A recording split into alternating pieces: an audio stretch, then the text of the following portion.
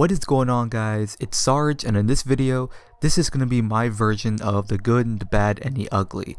Now, this game does have its great moments, but it also has some of its downfalls that cause this game to be kind of on the lower end of my favorite Call of Duties. So I am going to leave an towards Infinity Ward, so anybody who likes this video, it will be sent to their page on Twitter, which I'm hoping they'll see and then maybe change some of the bad things in this game. So without further ado, let's get started. Now, some of the good things about this game, the graphics are really nice. They feel really smooth compared to a lot of other Call of Duties. Of course, every year the graphics improve, frame rates get higher, and the game just feels overall better to look at. The guns feel good and balanced. Of course, people love to debate about the fact of quickscoping being overpowered in this game, but the fact that snipers have been on the lower end for the past couple of years since Ghost, I like seeing snipers being used more now because I love sniping myself,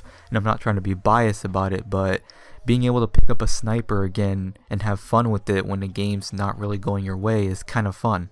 The movement feels like Black Ops 3 done right. The clunkiness of the thruster pack making it feel heavier is actually a good thing, so people don't have to be jumping around flying 30 feet in the air, and you don't have to look too high to aim at somebody, which is good. And the final thing, which is not really something major about it, the taunts that you can use for like when you have your gun in your hand or after the game, they don't feel really cringy. They don't feel like the whip, the nay and all that kind of stuff.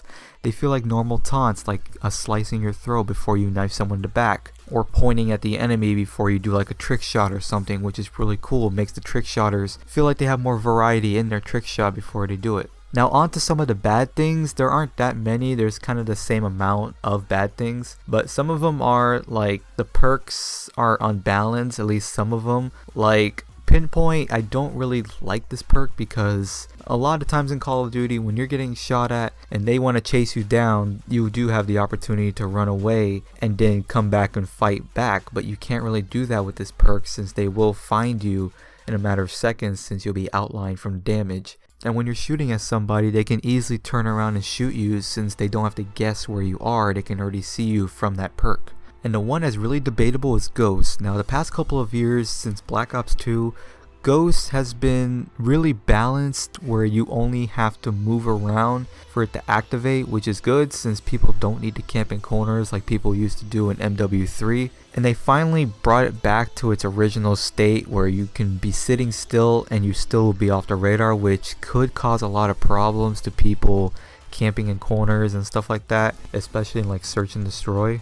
But they might change the perks way of working by the end of the game when the game fully comes out. Now another one, the rigs kind of feel lifeless, like they don't really have a backstory. They don't really have a story at all. It's really just a suit that you put on your character. So they don't really have their own backstory, their own life, their own persona, which kind of makes them boring. Like they don't have a real purpose outside of just being there. The maps kind of feel too small for the advanced movement. Like you could just boost one time and you'll be like 1/4 of the way through the map, which is kind of bad. If they were going to add this movement, they should have made the maps a little bigger and not so much into close quarters combat, since most engagements feel like you'll be fighting with shotguns and SMGs, which is kind of bad since it takes away the purpose of all the other weapons. And the motion blur is causing a lot of people to feel motion sickness.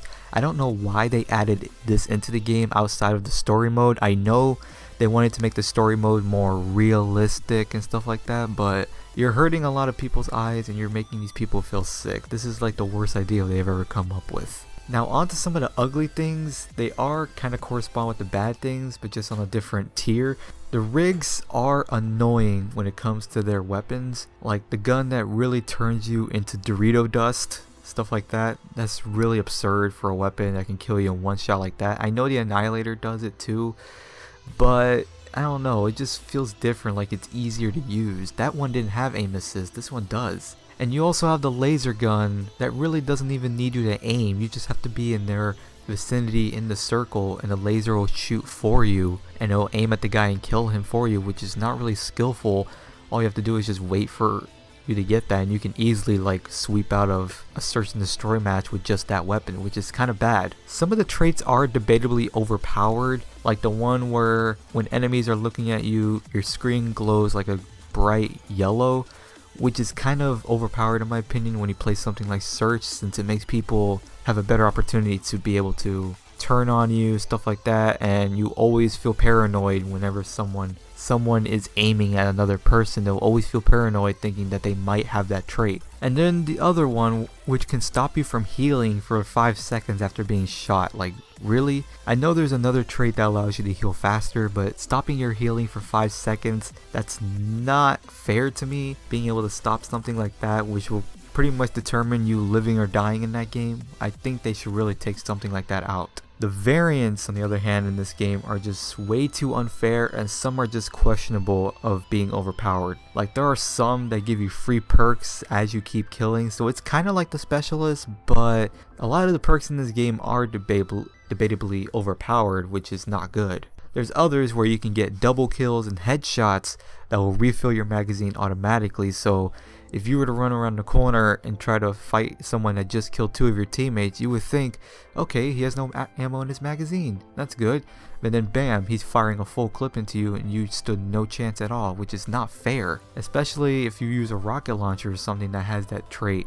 They shoot 2 guys and then they have another rocket in their inventory. You have others that restore your health after you get a kill. I mean, that one's not debatably that bad, but doesn't really heal you that much, but still, it's going to be unfair if he's killing the entire team and able to heal every kill. It would be like making it impossible to kill him. And there's also some that give you free attachments, so you're telling me every time I spawn in, I'm going to be able to get a free suppressor, a free quick draw handle, or a free foregrip, a free FMJ or hollow points. Every time I spawn in, I have a chance to get that. Don't these people think that's kind of absurd to do, especially if you're doing 6 attachments? I'm not really sure if they were thinking twice when they made that trait for your weapons, but I really think they should take that out because that's just way too overpowered. And the final one, which is not really part of any of the sections, this game just doesn't feel fun. Like, I don't know, this game doesn't give me that oomph to play the game. Most Call of Duties, I would be able to wake up in the morning and be eager to play it. Like, I was eager to always play MW3, wake up in the morning and play it. Wake up to play Ghost and play with my clan, stuff like that. But I don't get that eager feeling to like, yes, I get to play Infinite Warfare. I don't have that feeling no more.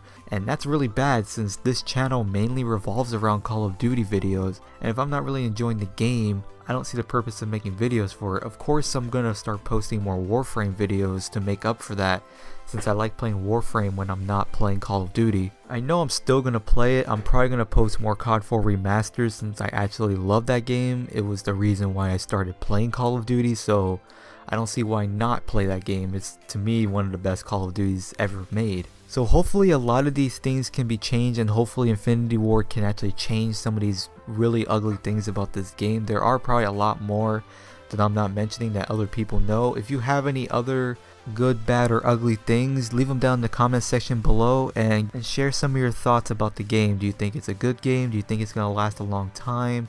Or anything good, bad, ugly about the game? Leave them down in the comment section below. And I want to thank you guys for watching. Don't forget to like, favorite, and subscribe, and I'll see you guys in the next video. Peace out.